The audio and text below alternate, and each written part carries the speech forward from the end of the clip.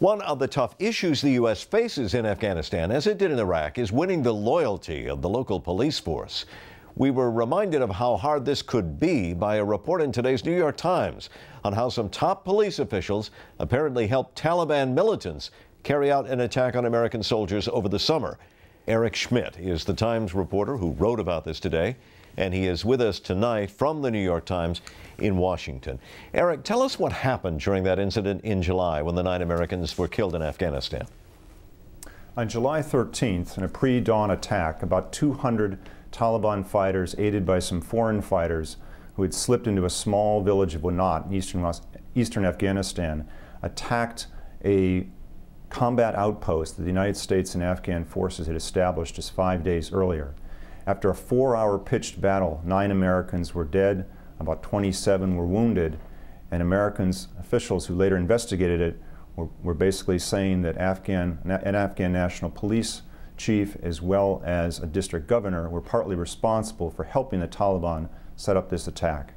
Well, I guess the question now becomes, is this an issue of allegiances perhaps switching within the country, or that the Taliban have infiltrated the police force?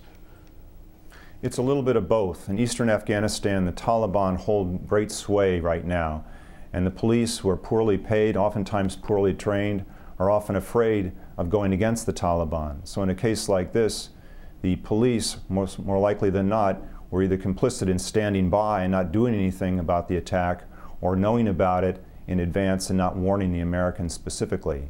Either way, it's a great challenge for the United States and NATO in Afghanistan to try and train up a loyal force that can stand up to Taliban-like fighters. Well, and that's part of the issue here. General Petraeus is in Afghanistan today. Is it a matter of just training, or is it also sort of convincing the local populace we are in it to win it, so to speak?